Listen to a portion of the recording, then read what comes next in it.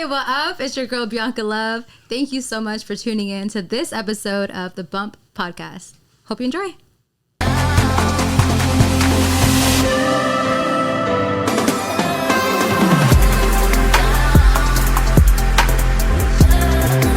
Hey guys, welcome to the Bump Podcast. I'm your host Shamir, here with my co-host and beloved brother Nabil, and we have a wonderful guest in the building too. Yes. She is a recording artist of Christian music. Her name is Biancallove. Hey y'all. Thank you for joining us. Yeah, this is super exciting. It really is. Thank you for coming. We appreciate you being on the podcast. As we explained, you kind of know the concept. People already know, they vibe with us already on the positivity portion of our podcast. So we're glad that you're here. And we're going to ask you a few questions. Yes, indeed. Of course, first, you're interested in acting, right? So tell us a little bit about that, and then the shift when you went from acting to singing and all that. Yeah, what a testimony. So I just want to say, first of all, I love that y'all say this about positivity, because my mission as an artist is to spread positivity, God's love, and the gospel through music. So that's just a little, little my mission. But that's good. Okay, so I literally wanted to be an actress, and I still believe God's gonna use me in that someday. But He used that to mold me and to get the skills that I needed to do certain things that I see now. Yes. So, for example, I started performing arts middle school. So I was always in musical theater, so acting, singing, and for me, it wasn't just like I was going to school. Like, this was like my life.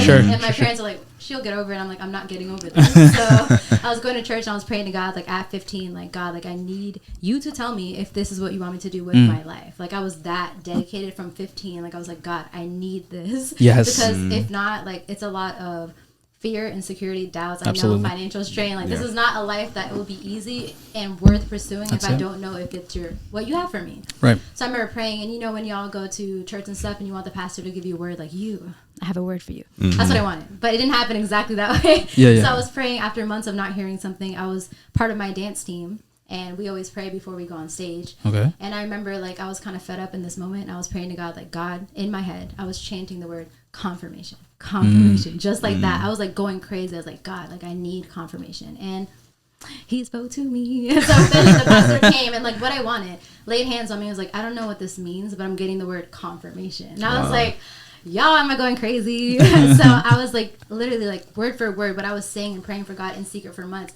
This pastor is prophesying over my life, and I'm not speaking. So this is like a mental, like literally God is telling them what I've been praying for. And that's a moment that I hope everybody experiences in their own way when you know that God is real. Yeah. But just like that, you would think like life is great, it's awesome. The enemy really came into my life at that point. So like I said, I was 15, thought I knew what I wanted to do. I had received confirmation, but then life hit. So years following that, you know, as you go to high school, I fell into like the deepest, darkest depression of my life. And I didn't even go to my senior year of high school because I was that depressed. So my parents enrolled me in Florida virtual school so I could just be at home because I didn't want to get up and go to school. So like the enemy was really trying to steal my purpose and my joy, because imagine if I would have like at 15 been on fire and really just going for it and not let the enemy convince me that I wasn't good enough, that I wasn't pretty enough. Like even with that, like in those years I developed not only taking antidepressants, depressed, I developed an eating disorder. Wow. Like y'all see like I'm kind of thin now, but I was like a skeleton, and I still thought that I was fat. Like this is an actual issue that the enemy was lying to me. I was like, I'm not good enough. And like it took to a point where I was literally like killing myself. Details, but hey, we personal here. Like I stopped getting my period of how skinny I was. My body can produce like what it needed to produce a period. And I'm over here just thinking that's okay. Like, you know, like it's okay. So my body was literally deteriorating, and my mental, and it took a point where I call it the episode, a breaking point. Again, we'll be really transparent, but it was embarrassing for me. I got to a point where like I had gone to party, and if you don't suffer from an eating disorder, it's like nothing to y'all, but like they let me have some cookies to bring home. And then like I said, it's kind of funny, but like it was serious to me in that moment. I was just so fed up of just being so controlling over like what I ate, what I did, who I talked to, like my whole life, that I felt so like not in control in my inside. It's like for some reason like I'm trying to get all this stuff together, but I felt so empty. So I was like, you know, what is the point? So then I just binged on all these cookies, and then I felt even worse about myself. I'm like, oh my gosh. So like the enemy was really just like taking over my moment, like myself in that moment. And I remember I was crying in the middle of the living room, and of course like my parents are home, so they came out like, what's going on? And like when I tell y'all, like if you don't believe in like I guess, demonic possession, all that stuff, like, I do, because that really happened to me. When I tell you, like, I got possessed, like, they came out and I started, like, screaming. Like, I'm talking, like, screaming, throwing everything, cursing at my parents. I remember, like, I grabbed anything that I could find and threw it. Shout out to my brother who got hit by a remote. But I just, like, started throwing. My parents had to pin me down on the ground. Like, this sounds so funny, but, like, this is scary. Yeah, like, yeah. I imagine my parents were like, oh my gosh, like, my daughter is, like, crazy. Yeah. So, like, they had to drag me out of the house. I literally was screaming, saying, like, I'm gonna kill myself and, like, all this stuff. So they dragged me out, took me to a psychologist that I was seeing at the moment, and she said that they would have to take me to a mental facility because you can't say that. But y'all, you can't say you're gonna kill yourself because they take that serious. I was serious, but still, they don't know if you're serious or not. Sure. But by the grace of God, like I tell you, like, it's only by the grace of God that He allowed them to not take me there. And my parents just, like, you know, prayed over me, and we just tried to, like, you know, ease it. And you know, things got slightly better, but I still wasn't, like, you know, taking my walk of God serious. So the enemy was still there. Okay. I remember after that, like, the acting thing, that's when I was like, okay, nothing in my life is going well. Let me just try to be somebody else. So I really dived into acting, and I was really good at it. And, like, God allowed me to get an agent in Orlando, Diamond Agency. I had a national commercial. I was really working in it, doing a lot of student films at UCF. I had recommendation letters from university professors there, and everything that I needed to get into the UCF. Like, anything that you would think that you need, I had. But I didn't get accepted into the program. I was like, God, like, what else? Like, I'm literally on TV right now. I'm just trying to get educated in the acting. Doing stuff. Like, I was, like, making a living off of getting paid to do this, but I can't get into the school that I want. And I was like, man, like, that hurts. That really hurt for me. I was like, nothing is going right in my life. I had to end up moving back to my hometown because I was living in Orlando, going to school. Not going to school, finishing Florida virtual school here, and then I had to move back. But like I said, long story short, this is where you can tell when God has a purpose through our pain sometimes. Like, looking back now, I see that everything that I wanted had to be knocked down so that God can really do what He wanted to do with my life. And it's not necessarily what I thought I wanted, but it's what I needed. So He knocked all that down. I went to my community college, and the first day I meet my husband. Oh, okay. Shout out to you. We got him in the studio, by the way. Shout out to my husband who speaks. But but at that moment, I didn't know he's gonna be my husband. He was just like a friend or just somebody I just acquaintance. But, like, God really, really brought everything into my life that I really needed. And, like, that's when I met him, he really encouraged me to go back into church. So I started going to church again. We together decided to do a 40-day fast, and that really, really helped me. And we're like, the mission of the fast was to cure me from my depression.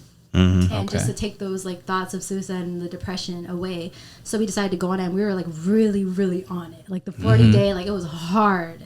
And then at the end of that 40 days, I had another kind of, like, episode, and I ran away from my house, and I ended up at the community college parking lot. And I remember I was crying, and then I called him. I was like, hey, can you come here? Like, I'm really having a moment.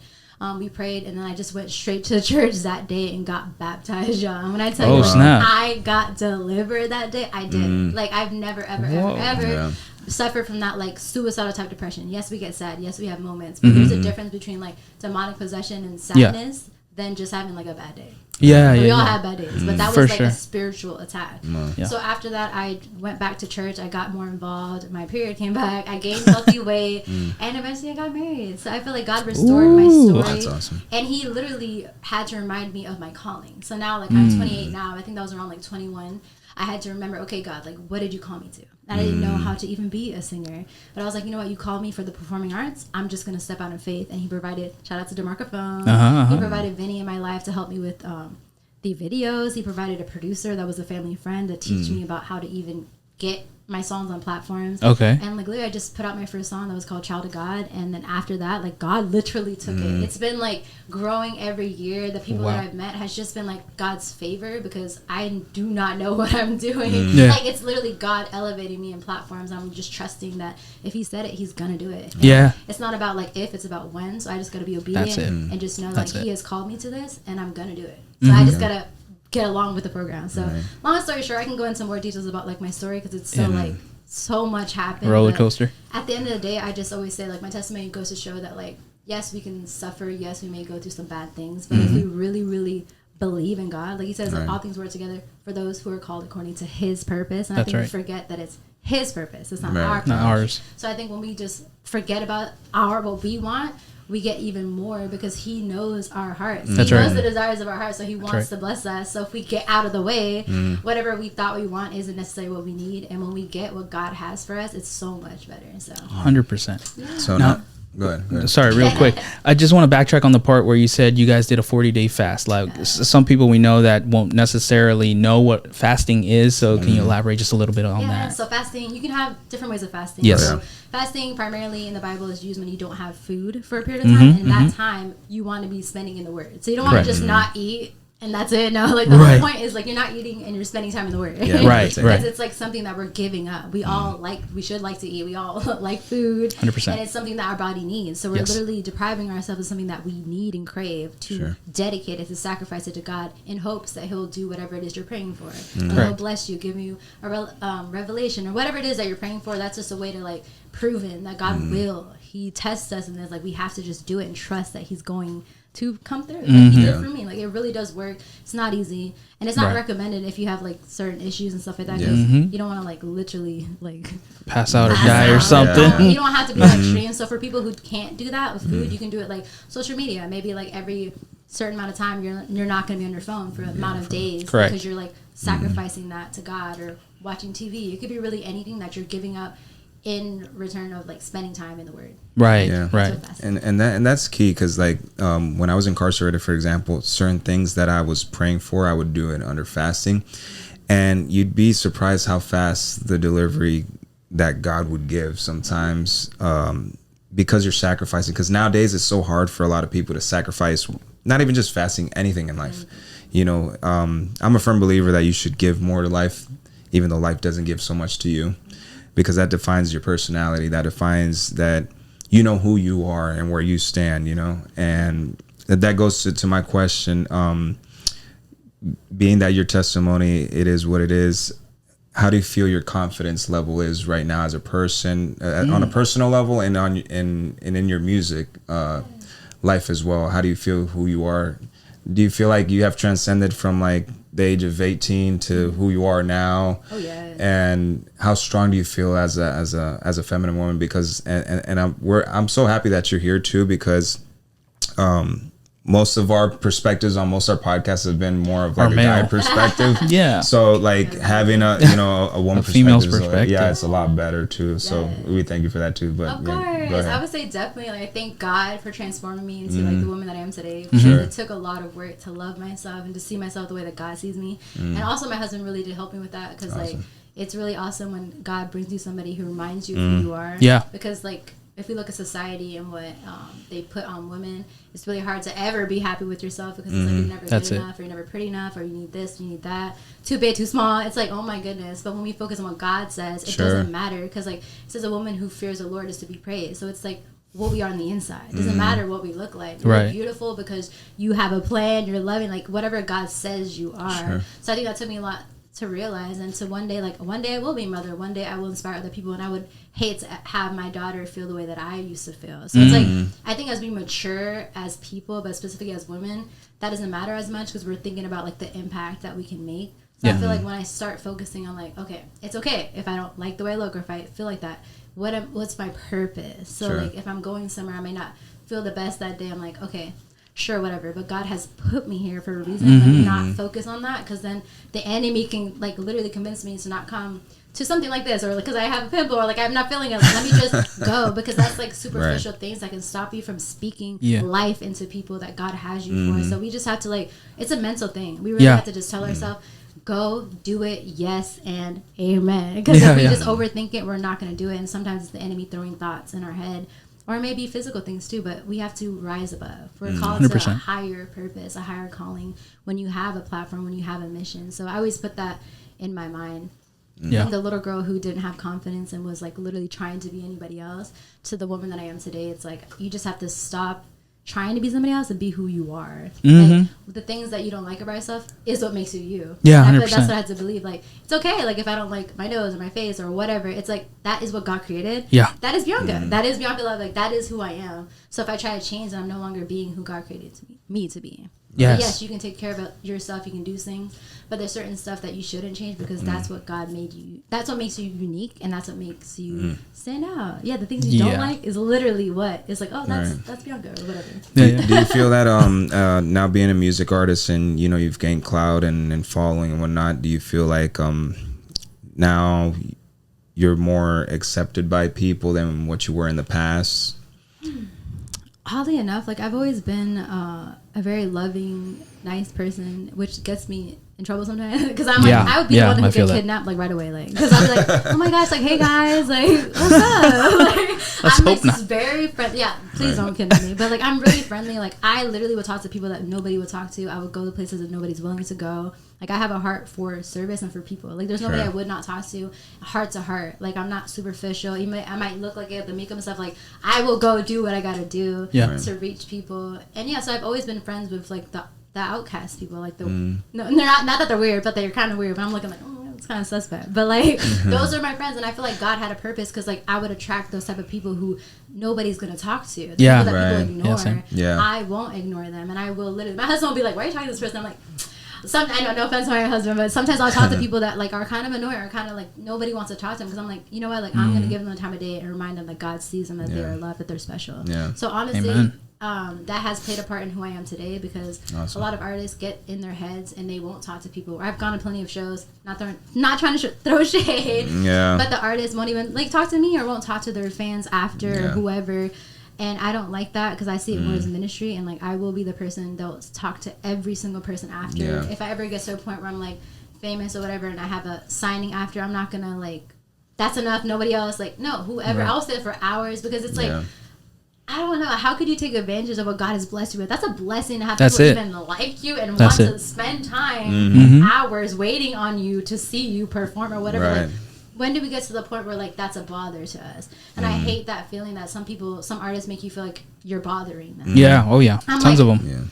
I'm listening to your music, like I'm writing for you technically, so you exactly. Like, but still, so I just try to keep that in my mind. Like I'm nobody special. Like I'm literally just living my life, just trying to be obedient to what God has called me to do. But at the same time, I'm no better than nobody else. So I don't treat anybody like I'm better. So I just try to just always have that. I love having friends, love people. Like So I pray that I'm still like that kind of person that just loves on everybody. Awesome. So, that's great. She's living out the part of the 10 Commandments. You gotta love God with all your heart, right?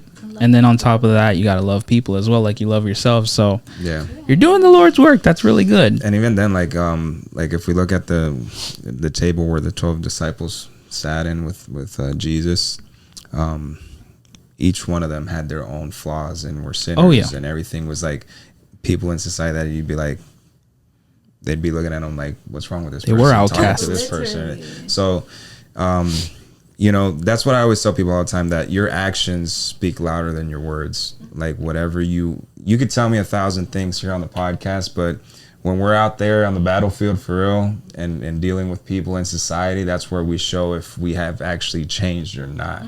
Exactly. And that's just how I feel about that. Like, we could talk words all day long here, but at the same time, if we're out there doing signings on podcasts or whatever we're doing out there, if we're at a trade show or a Comic-Con, wherever we're at, and people approach us, me and Bill have talked about it 1,000 times, like we're going to be approachable people regardless, because that's just who we are in general. Like we don't let our platforms determine who we are. You know what I'm saying? Correct. 1,000%. So that's just where we're at with that. I love that. Yeah. It's just you get what you pour into as well. I mean, that's just how it is. And I think a lot of people sometimes get blindsided by fame or fortune or clout or whatever it might be. Honestly. And that's just not how we shouldn't live that way, because then when you're in your darkest and deepest moment, you want people there, and then nobody's there because you can't show that side of yourself. Correct. You have to always be like, that's tough. It is. I wanted to ask you too, like, where exactly do you grab your inspiration for each song that you make, and how do you come up with the vision of how each music video is going to look like?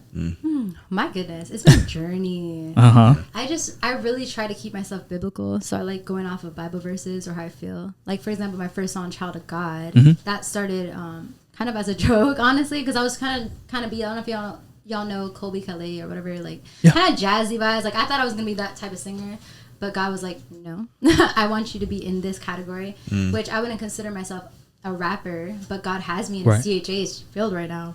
So it's like kind of like God will take control because he knows like the genre, the route that you need to be in to elevate you in time. So I feel like he redirected me to that through a joke. I was like, I'm gonna make a rap song. Like, I'm gonna shout at God. And then like I was like, yeah, let's make the song. And that really helped me get into the Christian hip hop realm, which I don't see myself as just Christian hip hop. I love Christian contemporary music. You have a variety of it. Yeah, because like as I evolve, like I love like slow songs, fast songs, like Spanish, English. Like I love all types of music. Yeah. But that's what God used to direct me to the people that he wanted me to meet.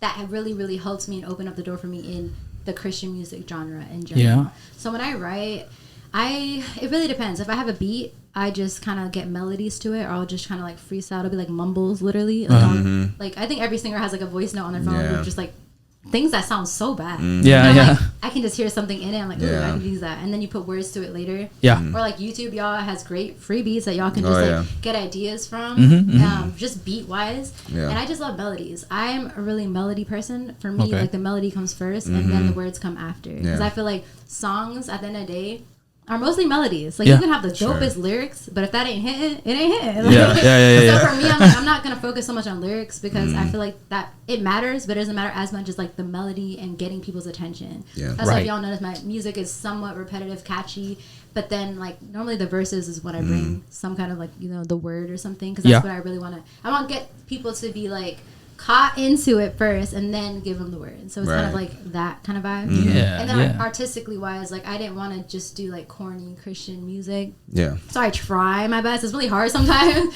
because like, you know, like some people might still think it's corny, but I try my best to be creative and not do stuff like the world is doing, but we should still do it in the quality standard of industry. 100%. So I try to make myself industry standard, the visuals, really take it serious because the anime ain't playing. Like those artists are doing professional work. Exactly. It may not be glorifying God, but it's dope. It looks really cool and it sounds great. So I'm like, we need to do that because if we want people to listen and to respect our craft, we need to do it with excellence. So I think from day one, I've never just put out a low quality video. And I guess you don't have to spend a lot of money too. That's a misconception because a lot of people think, oh, I don't have the money. It's like, it's not about that. For you to be like a good artist doesn't mean you have to have money. It means you just gotta care. Like you can do it on your phone. You can go outside and record a reel, but just put some effort. A lot of people don't want to put in the work that it takes. Nobody knows that like I cast my own video. I literally pick my own wardrobe. I do different stuff like that. I know you've been a part of some of my stuff. So like I work really hard to like get everything together. I don't hire other people at the moment. Obviously, there's nothing wrong with that. I would love to have a team someday, but I don't right now. So like I take control. I'm not gonna let that stop me. Yeah.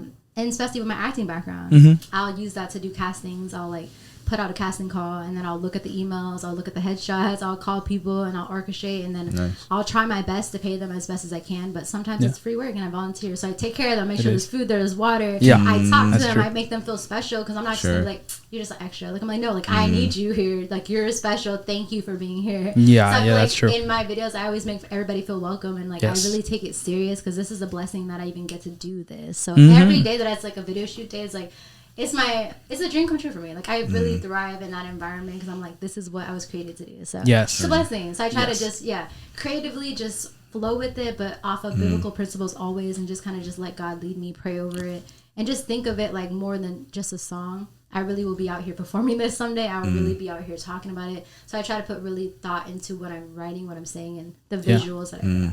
Yeah, 100%. Before I went to prison, Nabil could tell you, I used to write music as well. Okay. I used to rap. And my question to you is my question to you is, do you believe that your music is highly influential to people and to this generation? Okay. I want to say yes in general, but I would feel like it really just depends because I feel like some people like the music, some people won't. But I feel like what God is really going to do with me, which I'm really praying for, it's going to be more the impact of in person. So I feel like that's the vessel that God's going to use, because I've seen, like, for example, I went to Crossover Church. Shout out to Crossover Church. Yeah. Pastor Tommy invited me as a special guest. And not only did I just perform, but I shared my testimony, like my video. Awesome. And through that, I had multiple people come up to me sharing like really, really personal stuff, crying. I was praying for them and saying like, wow, like your story really impacted me. So I feel like it's less about necessarily just in music. I feel like that's going to be the vessel that God uses to really get people to see him and to find him in that special way. Because I really get to like, it's not about me. like when they came up to me, they're impacted, but it's through what God did in my life. It's not like, oh, I love you so much. It's like, oh my gosh, like that really touched me. So like I pray that that's what I end up doing. I don't want it to just be about me. I want God to feel and experience God's love through my music and through who I am as a person when we meet in person or through events and through, I will literally pray for people at events. Like I'm not afraid to do that. Like, and I challenge myself to do that because I would be the person that would be like, yeah, I'll pray for you. I forget. Like, I ain't gonna pray for you. It's like, I'm just like, okay, if I feel in my heart that God's telling me pray, I'll be like, I don't know if it's awkward, but like I did, like I just like praying. I'm like, let me just do it, step out of my comfort zone, and just pray absolutely. in the moment. Because sometimes that person needs that, and we're just so scared to do it. But we feel in our heart that God's saying like, pray for them. I'm like, I'm at work or I'm like this. I'm like, I'm gonna just do it. Who cares? Like the worst they can do is that you pray it and they're just like awkward. Like it's okay, but you still pray it. But you never know, that person can really be impacted. So for example, I prayed for this girl and like I've been sending her messages of encouragement every day because she was dealing with alcoholism and she really wanted to like kill herself and she was in a really bad place and she had said that she had saw that video and it really spoke to her. So different stuff like that. So I hope that my music is inspirational and makes an impact, and I pray as my writing gets better and better and that I can dig in deeper. But yeah, so it's like a mix of yes and no, just depending. I do want it to be, but I'm realistic to know that some people might take it like that. But I feel like that's the vessel that God's going to use. So absolutely, yeah. Because personally, I think when I used to write, what I knew that my lyrics, when people will hear the songs, they're like, they wanted to do the things that I was saying on the songs, you know, and those things at the time. So that's why I asked the question, because I mean, I feel like I've seen a lot of artists, like famous celebrities, that when they ask that same question, they say, oh, you know, everybody's their own person and influence shouldn't even matter to you if you know who you are. And it's just like, it's just ignorant. It does matter. It absolutely does, because it's like, and then it's just like if I've even tried it, like, because I've been trying something where it's like, when it comes to like road rage, like to not like, just like if somebody honks the horn or somebody like throws the bird at me or whatever, I'm just like, whatever, I'm just ignoring that because that's just the past. Back in the day, it would have been a different reaction, right? So, but if I have a song in the car that's, for example, a street song, you know, I have somebody, you know, 21 Savage or somebody's on the, you know, and this guy flicks me off or something, now I'm in the mindset of whatever, aggressive and all that stuff, know? So. Yeah. Or if I have a Christian song on this, you know, if I'm bumping into you or somebody in the car, I'll just be like, all right, God bless you, see you later. You know what I'm saying? God bless you. I'm gonna pray for you. Yeah, or I'll just like not even look, you know. So that's why I feel like it's highly influential, like in my point of view, like anything, because it's like, even like it doesn't have to be like those scenarios. Like you could be at your house and you're feeling down. That's another thing. Like the genres that you're shooting for. When I listen to Christian music, there's times where I want to listen to, you know, gospel music, like slower, you know. Then there's times where you want to listen to something that's picking up, and it's hard to find good artists nowadays that are doing like hip hop or rock, good, like rock, more picked up music, you know. So that's where I see that too. Like sometimes you want to listen to something that's a little bit more substantial at the moment, right? So it's just a feeling of the moment. So that's where I the feeling of the moment and influence to me is like, they're very like, you can compare them, you know. So that's just where I'm at with that one too. Yeah. For me, what's been interesting with this whole I think it's still rather new, the whole Christian hip hop and rap and all that stuff, right? And so when I was first exposed to it, to our mutual friend Vinny, I was just like, at first I thought some of it was corny, what he was letting me listen to. I was just like, nah, this just ain't it for me. Then as I was starting to get more exposed to it with different shoots we were doing and stuff like that, especially for yours, I started like, okay, there's an opportunity here. But then I still kind of associated the genre with the worldly version. So it was kind of a trigger for me. You know what I mean? It was just kind of like, I just can't really be around this because I'm just thinking more worldly rather than more spiritually. Until the more shoots I went with y'all, the more I was just like, okay, I see now what you guys are trying to go for. Now it's just a matter of, now more people need to be exposed to this, and not just with Christian hip hop, but also with rock, because that's another genre that we liked and we grew up listening to. You know what I mean? It was just something that. So I think what's super key and important is, one, of course, how you're doing it on God's behalf, because you guys are a representation of the Lord, but also what the lyric is behind it. And I think it's super important too, because you personally, I could speak obviously because I've been on a couple of shoots with you. you set the tone, right? So like when we're on set, before we're even shooting and everything like that, like you said, you prayed. Yeah. Everyone around is approachable. Your friends, other artists that are featured with you in your videos, like everybody's just super cool and easy to talk to. So I was like, this is fantastic. So then once you see the product, you're just like, bro, I mean, and the views you get on your videos speaks for itself. Like that isn't just a you thing. You know what I mean? Like that's just the Lord using you and the people around you who are influential to get the word out there. And I mean, you're super blessed because your obedience matters, you know, and your husband's obedience matters. You know what I mean? So I just, you know, kudos to you on that for real. Because it's here, because like that is my goal. Like I'm really sensitive to who I have on set, who I work with, because like I really do think about everything. So that's why I like to work with like not that you can't work with people who aren't Christian, but if I'm in control and if I know that I'm inviting somebody who isn't, I want at least a bunch of people around who are, because that person can see that. Like I always see it as an opportunity, okay, we can minister to this person. We don't want them to feel like awkward or like be overly Christian. Like just be yourself. But I just want to have it in a safe environment so that we're not like playing like, you know, ratchet secular music during the shoot. Like I'm like, no, because like that reflects me. And we can go into some tea and some stuff, but like I know I had to let go of a lot of people that I was working with. I think last year or 2 years ago, and I had to start kind of fresh from like literally square one, because a lot of people that I was working with, they weren't Christian, and not that that's a bad thing, but their actions and what they were doing was coming back to me, and people were like, oh, Biancallove. I'm like, and it really hurt my feelings, because like I'm over here literally working so hard, dedicating my life to this, and for somebody to judge me off of somebody else's actions really sucked in the moment. I was like, and I had to literally, I cried about this. I had to let go of 2 dancers that I worked with. I'm not gonna say exactly what reason, but they know.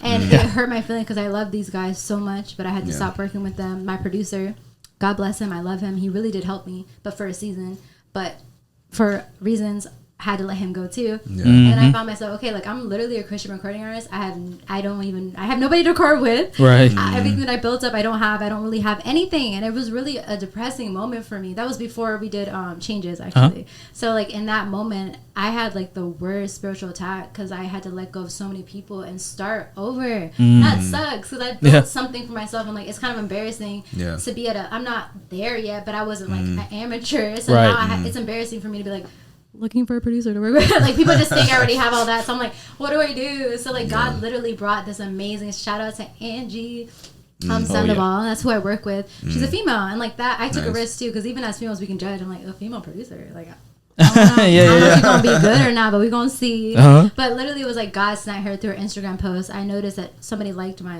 post, and I was like, who's this? It said Angie producer. I was like, okay, let me just reach out to her. And she was such a blessing. She top of her class at First Institute, really smart, really like Hispanic too, as I wanted to work with somebody who knows Spanish. Of course. Spanglish stuff. And that's who I've been working with from I think 2021 till now, or 22. 22. I don't know dates, y'all. But at that point I started working with her, and it's been such a blessing to have somebody who is Christian, who has the same values, speaks the same language. And then I did a casting call, got 2 new dancers that are Christian, and that we are on the same accord, because when I go out there, I don't want anybody like speaking on my behalf that doesn't have the right heart, because it comes back to me. So I like that, because I'm really like not controlling, but very aware of what everybody is on. If it's Biancallove production, like whatever it is that has my name on it, I want to make sure that everybody is good, because it would suck if somebody gets hurt or somebody says the wrong thing to somebody and it comes back to me. So I'm like, no, that cannot happen, because I'm such a loving person. I would hate for somebody to feel unloved or hurt or like misled by my platform at any point. So yeah, that's fantastic. Actually, all that kind of ties into my next question, which is like for your music, right? You feature different artists who are either up and coming or who are established. So like if you could tell us how that whole collaboration process happens from like start to finish. So I have the heart that I love to help other artists, and I feel like as I mature in my life, probably like when I'm like 40s or 50s, I really want to kind of take a back step and help artist development. So I'd love to just open up something. We have like a ministry, we want to call it Be Inspired Ministry, so Bianca and Youth. And that's where we want to just take artists, teach them like what I wish somebody would help me with. Still, I would like help, so if y'all producers out there or promoters, please help me. But like things that I wish I would have known sooner, I want to be that person. I'll like I like talent scouting. So we want to be a talent agent at one point. So like I want to use that, everything that God has taught me through this ministry, to find somebody that I see potential and just like mentor them in a way. So literally be what I didn't have. And I want to take those resources that I had, the videographers, teach them songwriting, how to put songs on the platforms. A lot of people don't know that. Professionalism, stage presence, everything. Like I really, really want to just get that. And yeah, so that motivates me to kind of like inspire other people. So who I work with, going back to the question in general, it really is God sometimes. Because like I literally try my best to not do that many features, but then I end up doing the most features ever. I'm like, I need to stop. But like I'll just have a it's song. good. I know, I love it. You're helping every single one of them out. That's what I'm saying. Or vice versa. And then I battle myself with that too. Because like sometimes like I get people saying like, oh, you need to do more stuff by yourself because like you're helping all these people and they're not even like, and I'm like check yourself. And I'm more like, I get it, sure. Like, of course, would I want a feature with like a Tori Kelly or somebody who's like popping that would help me? I end up being the one helping other people, and then I feel like I'm still the same. Yeah, you know what I'm saying? Like it's that kind of thing, but it's like humility and God showing me like the first shall be last. And you know what I'm saying? Like we have to be the ones that serve. So when God elevates me, which I pray that it'll be soon because I've been working so hard, but it's okay. Like you have to have that servant heart. Like it's okay. I'm gonna be what I wish I had. Like I wish a big artist would help me and would put me on the platform, give me a shout out because that would help my platform. So I decided to do that with mine, and I really do help them. I do a full production music video, and I really do help them with the promotion and stuff like that. Like I really, really take pride in that. So yeah, I do have music that I'm working on now that has a little bit of a bigger feature. So there you go. Okay. But God really, really showed out with that one. I went to a summit in Georgia. I won't say who it is yet, but that person came up to me and was like, "Oh, you're Biancallove." I was like, "You know what me?" What do you mean? Like, I'm still like that. I'm like, I was literally trying to hide. I was with Jaws and I was hiding. I was like, I don't want to talk to these people because I was scared. Like, I'm that kind of person. I get kind of like scared to talk because I feel like I'm not good enough still in my mind. But I'm like, you know what? Whatever. But God literally made that person come to me. Asked, and was like, yo, I want to work. I was like, with me. And he's like, yeah. I was like, ah. So long story short, we're working together. It's a really, really dope R&B artist. It's a guy, and y'all gonna hear this next song. Okay. I'm playing, and he has way more followers than me, and has more of a bigger platform. That's awesome. So that was literally God did that because I didn't have to ask. There's no payment involved. Like we just literally, God came and He made that happen. Literally. That's dope. I feel like this next one is what God's going to use to really elevate my platform in Jesus' name. I have a really, really good feeling about this next one. And it's really like God did it because I didn't ask. I didn't even try to do this. And it's a really good song. Sure. After this, I'll probably let y'all hear it. But okay. Okay. Sweet. No, but see, isn't that the thing though, right? They say that the highest form of a relationship with Christ, of being a Christian, is to serve others. Right? Because if Jesus himself came to be of service, we need to do the same, and we're his children. You know what I mean? Like, I think a lot of times that's something that isn't elaborated on enough within the church walls. You know what I mean? Or even out in the world, like it's not elaborated enough that we're not here to be served. We need to serve others. So the fact that maybe people have told you like, yo, you're featuring way too many people, like this blessing just happened, and it might just go into the next blessing because you've been of service to others, even if they, haven't helped you in return or whatever it might be. So, that's just how the Lord works. I'm really happy because I never see somebody like, which is so unfortunate in this world. We'll look at somebody and like you just straight look at their Instagram and like determine their worth. I'm like, oh my god, it's like sad, it doesn't but matter true. if they have like 100,000 or 2,000. Who cares? That does not mean they're a better person. So I'm the type of person like I don't care what their platform is. Like I'll work with them if they have a good heart and they have potential and talent. And I see it in them. Like, I'm not just sure with anybody, but like if I do see that they have the right heart, they want it, and they just don't have the same platform. Like who am I to say that they can't make it? That's God. We can all pop up any second. So don't treat somebody as if like they're just a nobody because they don't have no followers on Instagram. Okay, 100%. I didn't have any followers on Instagram when I started. Like it's okay, but it's like putting in the work and just talking to everybody as if they are like God's children. If we make that perspective, not like, oh, this is a famous person, this is not a famous. Who cares? So I think that's what I do, and like some people don't like that because it like messes with them, their ego, whatever, but I don't care. I'm gonna work with whoever and y'all can say whatever y'all want. I have songs with features and then I have songs by myself. Whatever I feel led to do is what I'm gonna do. So that's it. I wanted to tell you real quick, my favorite song that you have out right now is Dios Conmigo. Hey, okay. Yes, honestly, that makes me happy. I listened to most of your tracks that were on YouTube.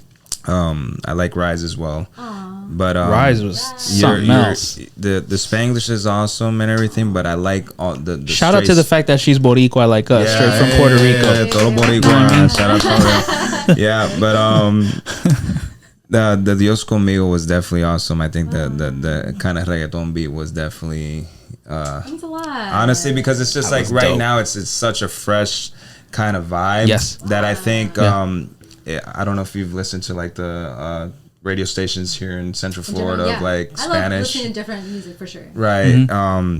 Most of the Christian Spanish channels right now don't have so much reggaeton like that, and I think that it's definitely needed. I think there is a huge I think just look at music in general in the world, whether it's secular music or just Christian music. Who has the most following in the world right now? If we were to look in the charts and stuff like that, Latinos. Yeah, at the end of the day, and the support you'll get if you're good and have talent. In your case, you do. You know, I think that finding that niche will definitely like elevate that much more. But you being diverse as well, I think will open up many doors as well, because now how diverse United States is, for example, like the Spanglish is definitely working out, and as long as people understand that, you know, I think that and embrace it. A lot of people are embracing it. And what is it? Fanny Plaza? Yeah, she killed. Yeah, honestly, she did really good. And I looked her up. She has another song which is featuring with a bunch of other guys. It's called Winnings or Winning, something like that. Yeah, that's a good one. Yeah, that instrumental goes strong. So she definitely has a lot of talent too. But I had a question on Rise. You say on Rise, there's a little verse. You say, "Todos me miran y piensan que todo esto fácil. No me ven what I go through on a daily." Can you elaborate a little bit on those? When you wrote that, was it about like daily struggles or? It was kind of like, because everybody looks at me sometimes, they'd be thinking like, oh, she has it easy, or like, because it's so easy to see me when I'm in my element, or like when I'm on stage, like, oh, she got everything together, or less. I'm like, y'all don't know that I'm struggling.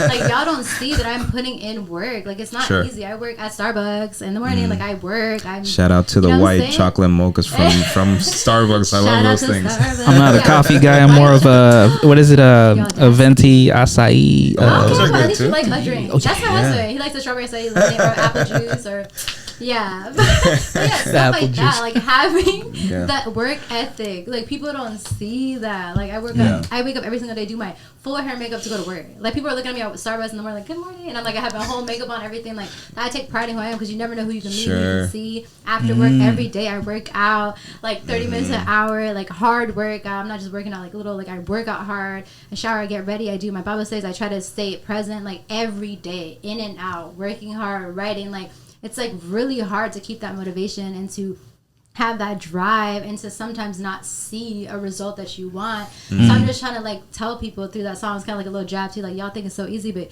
no man, what I go through on the daily. Like y'all don't see me in and out what I'm doing, so don't judge what you see here thinking like, oh, she has it easy. It's not easy. Sure. And like I don't want anybody to ever think it's easy. It's not easy, but it's rewarding. Correct. You have to be disciplined, and like, that's it. You'll see the fruit of your labor after, but it does take a lot of hard work, and it does take really just trusting in what God says. You're gonna have a lot of moments where you don't see your fruit yet, but it's planted. It's gonna grow, but it takes some time to just go. But it's consistency. It's like literally just pouring your heart out into something that you know is what God has for you. So for that line, I just really like to say that, because I'm working on the daily. So that's what I meant by that. Just kind of like I could relate to this when I was listening. I'm like throughout the whole song, sometimes you can notice the power within of a voice and when a person's saying something. So I was just like, something she meant there. So we have to ask that, because honestly, there's something there, I'm like working hard on my grind with no time to waste. Like I mean that. Like I seriously am not write something I don't mean. So like I'm just trying to say like, come on, y'all. Like And that song is my song. Like even talking about Rise, like I released it this year, the first song in January. So I kind of like to release songs prophetically. So I'm working really hard, and I really feel like this is the year that God is going to do something. So I declared that with this song, with this release, like this is the year to rise. And it's not just rise in status or whatever. It's like rise over insecurities, over self-doubt, over like feeling like you're not good enough. Like this is the year to stop. I'm gonna go, and I have what it takes, and y'all gonna see. Period. So I just want to put that out there and be like, awesome. I'm just gonna start my year with that, and that's my energy for this year. Just saying, like, you know, I'm gonna rise. God has a plan for me, and like, I don't care what people say. Right. I have what it takes. Period. And y'all are going to see, because God is not gonna make somebody look dumb. If He says something, He will back it up. So I don't care what y'all had to say about me. Just wait and see. I'm putting in the work, and it will show at some point. Amen. Good positive affirmations. Yes, you got to. I want people to sing that and just like feel like empowered and happy, and know, like, for their life, because it's not just about me. Like, if you sing it, you're saying it. Like, our words are what we listen to, what we say is powerful. So like 100%. You have to be really careful what you like say and repeat and sing, because you're really putting that on yourself. So I want people to put on a good and put on like Christ, and just remind themselves of what God says and who they are. So yes, let's get it. All right, I got 2 more questions here for you. Your recent work within the past year, right, has thousands of views, like Changes, Cristo Vive, Grace on Me, Don't Rush, Rise, FaceTime Love. And there's something different between each. I did all that. Really. Oh, yeah? It just seems like it goes by so fast. I know. But it's been in the past 11 months that they've been uploaded. Crazy. Obviously, there's a difference between each one of those videos in the way each song is presented as well. So, you know, how do you find a balance to please audience members with their taste in music? Because obviously there's differences in there. That's crazy. Yeah, like, I seriously thank you guys for doing your research and stuff like that. I didn't really notice, because when I'm in it, I'm not thinking about like, let me do this type of genre, let me do this. Like, it really just is whatever God has in the moment. Like, I have so many songs written that I don't know. Even FaceTime Love, for example, I wrote that 3 years ago. Like, that was sitting there for 3 years, and like, it literally is like time or circumstance or stuff in life. Like, even I wanted to release a Christmas song last year. It didn't happen because of just time and stuff. So there's so many things that it really just is about the right time and when God puts it there. So I wouldn't say I even focus on what people necessarily want. I just kind of, if this is what I have, it's ready, I'm going to put it out now. Okay. Or like, I'll just pray about it. Like, does this work for the season that I'm in? Like, can I see myself really elevating this right now? Because sometimes it won't work right now. Like, if you release something at a time, it might not get as much as you wanted it to, because it just wasn't the right time. Or you don't have like the finances to promote it properly, or you don't have the right backing. You couldn't really invest in it. So I just try to take my time and really think about what I want to do. And and I do try to kind of maybe switch it up. I try. So maybe like, if I release a Spanish one, let me do an English, and then maybe another Spanish, and then maybe English. But it really just depends what's already. But I do have full Spanish ones that are going to come soon. But then it's just like, is that the right season for right now? So I'm just trying to think about what works and where I'm at right now. So Sure thing. I love that. That's super dope. Okay, so the last question. Talk to us a little bit about your history with Flava Fest, and how'd you get started with that event, and has that opened any doors for you? And I know you're performing this year, right? Yes, I am. That's awesome. That's exciting. I would really love y'all to pull up. I'm not joking. If I don't see y'all there, I'll be like, we'll put it on the schedule. Yeah. I'd love to go. I still haven't gone. It's such a vibe. So I can talk like a year about this, but like, this is so near and dear to my heart, because like, what was it? I don't think we were even, I was even engaged at this moment when I first applied for Flava Fest. I think, shout out to Vinny. Vinny has been such an amazing man of God in my life that has like brought so many opportunities to me. So like, I love him. So shout out to DeMarco Films always. He was the one that encouraged me. He's like, hey, have you heard of Flava Fest? It's like the biggest Christian festival in Tampa. I was like, where have I been? Because I've never heard of this. So I was like, you know what? Like, let me just try. Like, at that point, I don't think I even had that many songs out. And I was like, nobody's even going to select me, whatever. And you have to do a recommendation letter, a letter of recommendation from a pastor, and an event recommendation. So there's like a lot of stuff that you have to submit to get selected. Wow. So I was like, I don't know if I'm even gonna get selected. I send in my stuff. I write my heart out on that letter, and then I get selected. My first time ever trying, I get selected. Wow. And like, I took that as a sign, like, okay, God, like, you have a purpose. You want me here. And the first year was so eye-opening to me, because like, when I tell you, I didn't plan on being in Christian hip hop, so I didn't know anything about it. And I was going to a Pentecostal church at the time, so it was very different. And it was a whole, like, I felt like I walked into another universe. When I went there, like, my soul was so happy. I remember I was looking at youths, and we were just like, wow, like, this is awesome. The way they opened up the conference with, like, worship music, but it's, like, hip. It's not even, like, the regular praise that you hear, but it was just, everybody had, like, a pep in their step. It was beautiful. Nice. And then out in the middle of worship, a rapper would come on and do, I'm like, what is going on? Like, and this is a church. It was, like, such a weird concept for me to grasp, but it was beautiful. And I just really took in every second. Like, I remember going to each day. It's a 3-day conference, so you have a lot of time to really learn. I think the first night they open up the conference with like worship and then a word.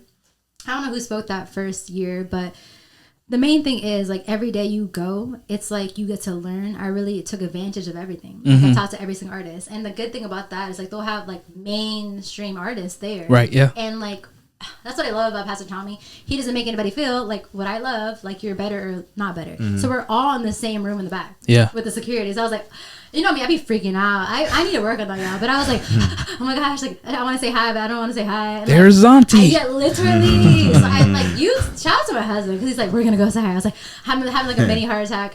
Who was it? I think KB was headlining that time. Okay. And Brian Trejo. So I remember I had such a sweet moment with Brian Trejo. I walked up to him, I was like, hi, I'm Biancallove. Like, I don't know if you don't know me, but like, I love your ministry. And like, he was so sweet, and it was like so intimidating, because like, he's like, this guy has all his like Kingdom Music crew with him in the back. They just stand there like, yeah, all guys. I was like, hi, and then he was just so sweet. Like, he talked so like he wasn't like, yo, what like whatever. He was just like, oh my gosh, oh no way. And like, I think at that time, the second time we were engaged, he's like, oh, let me pray over you guys over your marriage. I was like, that's fantastic. So he literally prayed with us, and it was such an impactful moment. I was like, that's the kind of artist I want to be. Yes. To give somebody the time of day, whether he knows them or not, and prays over them. He took a picture. It had he made us feel so seen and so special, and I'll never forget that. And then like, that was like the first year, and I went out there. You only have like 5 minutes, y'all. You only have 5 minutes to do a set, which is crazy. So they give the artist 5 minutes. Obviously the headliners get like the whole time, right? But I didn't let that stop me. Like, I literally annihilated those 5 minutes. I did like 4 songs in 5 minutes. I did like a mashup, which is what I'm gonna do again this year too, like a mashup of my favorite songs. And I incorporated dance and visuals and music, and I really put on a show. I was like, okay, if I have 5 minutes, I'm gonna give my 5 minutes. Right. And from there, I was praying like, okay, God, like, I need you to like, you know, do something from this, because I don't want to just go to this and like no result.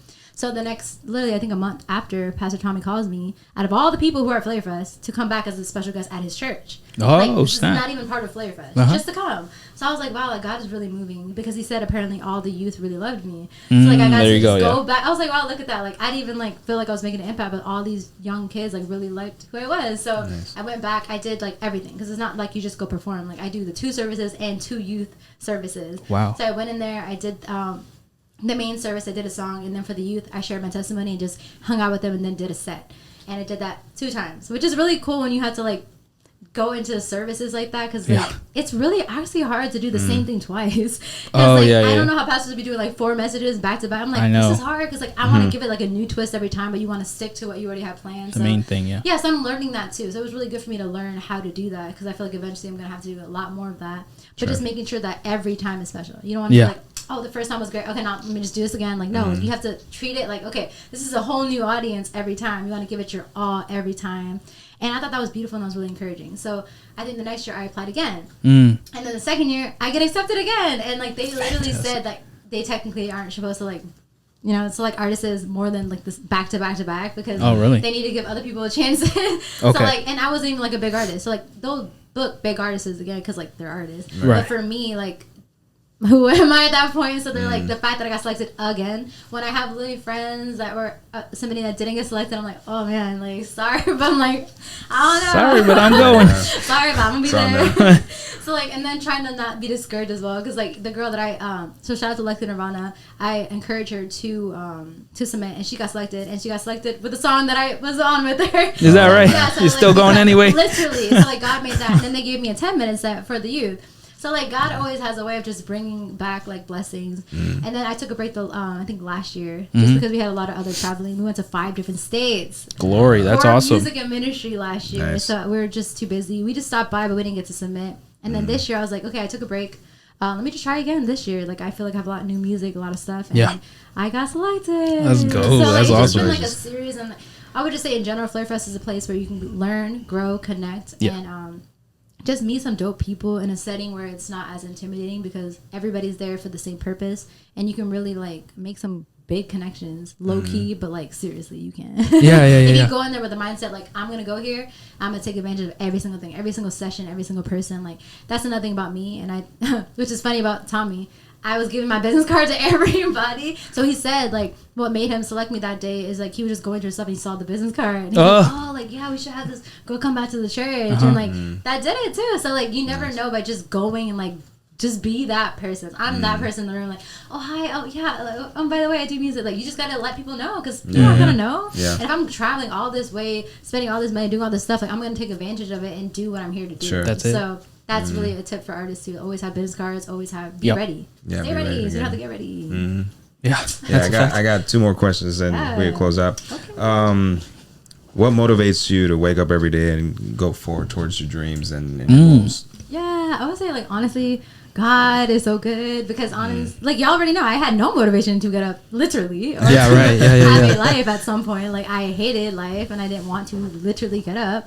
So it just really, like, when I gave my life to Christ, like, it sounds so simple, so easy, but it's something that you really have to do. Like, I can't really explain to you, when you hit rock bottom, like I did, to the point where, like, you're literally like gonna kill yourself. It's like, okay, I can't get any worse than this. There is no way out. What else can I do? Try it. So I just said, like, I'm going to go all in. You have to go all in, mentally, physically, emotionally, like, everything. Just go. Try it. I guarantee, like, what's the worst that can happen? You find God, like, okay.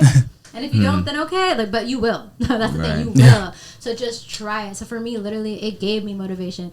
It says the joy of the Lord is our strength. So, like, it literally gives me joy. Like, I'm a really happy person, and the enemy wanted to take that away from me. So without God, I'm sad, I'm depressed, I'm a mess. But with God, I'm happy, I'm, like, excited, because He gives us hope. So there's so much things to look forward to. Like, the best is yet to come. We haven't even seen our best days. So that's enough motivation that no matter what we're facing right now, life is going to happen. Like, time has flown by. Like, we're getting older. Like, things are happening. Like, so we can't waste our time. We can't waste our life. We don't know what we have. We're alive right now, but we do not know when God is going to take us with Him. That's right. It could happen. Like, I think we just think, since we have youth, that it's going to be forever, but it's not forever. We are going to get older. What do we want our legacy to be? What do we want our reputation to be? Get out there and work hard, so you don't have to work hard later. I love working hard now. Like, I'm that kind of person. Like, if I have a long day and it's a really hard day, I want to get all the hard stuff done first. Like, I'll do the workout, the stuff first, because, like, who wants to do that? But I'm like, okay, let me just get that done. And then I can relax the rest of the day. So I like doing the hard stuff first, so you can relax. So I would say that with life, work hard now, so that your work will speak for you and you can enjoy the fruits of your labor. That's really good. So I'm praying I won't have to work this hard all of my life. But right now, I'm in the season that I have to grind. I have to work. But it's okay. Like, it's the beauty of the journey of going somewhere. If you didn't put any work, you won't appreciate it. So that's the motivation. Like, in Jesus' name. Yes. I'm going to get to where I want to be someday. So I'm going to grind until it happens in Jesus' name. So yes. Let's go. That's awesome. And then my last question, it's how do you take criticism when it comes to whether if it's a negative post on your social media or on your platforms? How have you been able to handle that? That's really hard for me, honestly. I'm still trying to learn. I know my husband tells me to just ignore it, but I'd be like, wanting to clap back. But I'm trying to work on that. Because I'm a Christian, because I'm like, okay, but that's not good either. So I know better too. So, like, I really just have to, like, pray. Or I'll just delete it, because there's been, like, little jabs here and there, but thank God I don't have a lot of hate. Thank God. But I know someday there's gonna be haters, but that actually makes it worse, because, like, since I don't have that, when I do, it's like, oh man, like, that really hurt my feelings. And then I start, like, thinking about it, and I'm like, okay, no, like, I'm not gonna listen to what this one person says, because if you they're amazing people, but they just haven't found the Lord. But, like, when you look at them, like, who are they? What's their perspective coming from? They don't know anything about music. They don't have a calling. They're not even in Christ. So you have to. It really does matter who says something more than, like, what they say. So, like, when you respect somebody, you know something, you'll value their critique. So, like, I'm just learning to balance that. Like, if somebody that I know that means well for me says something, then I'll take it with, like, you know, I'll be more, like, willing to take it and be like, it's more like constructive criticism. They're constructive, and they're telling me something not because they want to hurt me, but because they want to see me do better. Rather than you see a hate comment, they're just doing that to hurt you. So I just try to, like, wait, pray about it. Thank God I have an amazing husband who also encourages me, and I just try to just not think about it, not dwell on it, because that'll stop me from being creative and doing what I'm doing. Because that's what they want to do. They want you to stop because they don't like what you're doing. But there's a bunch of other people who do. God has called us for something, and, like, there is going to be opposition. So you just have to remember the calling. Remember, like, not everybody's going to like you, and that's okay. Like, it is okay. I want people to like me, but if they don't like me, like, can't please everybody. Like, I'm sorry. Like, I still would like to like you. I still love you, but, like, I can't make you like me. So yeah, I'm just trying my best, but It's hard for me, yeah. I'm a really sensitive person, so I'll be like, my heart, and then I'll probably like, get in my mood about it, but then I just try to okay, whatever, like, yeah. And I appreciate that, honestly, because the past interviews we already done that are going to be releasing soon, that's one of the questions I ask everybody, because I want to know who's actually being sincere and who's not. A lot of people will go on social media and whatnot and be like, oh, I just ignore them. Like, it's nothing to me. Like, I don't care what people say. Like, internally, like, people's words can hurt people. Yeah. Like, because people don't understand sometimes the damage they might be doing, or their negative comment. Because sometimes, let's say it's not constructive criticism. Let's just say it's a negative comment. It's just hate. Like, why are you hating? Do you know how much time this takes to do this music? Because when I was writing music, it took me, how annoying it is just to listen to the track 1,000 times because you're taking 1,000 different takes or whatever, and then by the time the song releases, you're over the song in a way, because you're just like, man, like, I'm just done. But like, the work it takes to put in, these people don't see none of this. And it's like what you were saying earlier, people don't see you're struggling, what you got to go through. Yes, you are where you're at in life and where you're going to be tomorrow, but they don't see these things. And that's what I try to promote on the podcast as well. Like, you have to be understanding from both ends, whether if you're the person that's criticizing or you're the artist or the famous person, celebrity, you have to understand each and every person in society, because if we're just a one-way road and we're just being biased on our thought process, that's just a negative that, I would never promote on the show. For sure. So that's why I asked that question. And do you have any less? No, we just really appreciate you being transparent, open, straightforward. I love it. I love seeing people succeed because they put God first, and I mean, the fruits of your labor are showing, and it's a good thing. You got your mans too to help you out. You got a solid group. We are a reflection of the people who surround us. We've talked about that many times on our show, and we want to make sure that all of you guys who are watching us and listening to us, of course, on whatever platform you might be listening to us on, always remember that we'll never stop saying it. We'll always have people who will bring out the good side in us or the bad side, depending who you have around. So always make sure you guys have the right people around you. Like I said, we're going to be a broken record with that, but that's just something we want to put into practice, not only in our lives, but of course in y'all's lives as well. So we thank you again so much for coming, taking the time to come out here. I loved it. We're going to post your social media on there too. Yes, so where can people follow you as well? Yeah, so y'all, it is not a misspelling. It is Biancallove with 2 L's. So it's literally Biancallove, Llove, no space, one word. So my artist name is just Biancallove with 2 L's, and that's where you can find me literally on every platform, or YouTube Biancallove Music. But if you just type in Biancallove, you'll find it. And my website is www.biancallove.com. Alrighty. We'll post it all down there for you guys. We thank you guys for tuning in. We love you with all our hearts. Follow us on our social media. Yes, don't forget to like, comment, and subscribe. The ringle dingle notification. You guys know that when we upload, you guys stop all the podcasts you're watching in the world and tune into us. That's it. So you guys know what time it is. Anyways, thank you for tuning in, guys. Take care, and it'll be to the next time. Have a great week. Peace.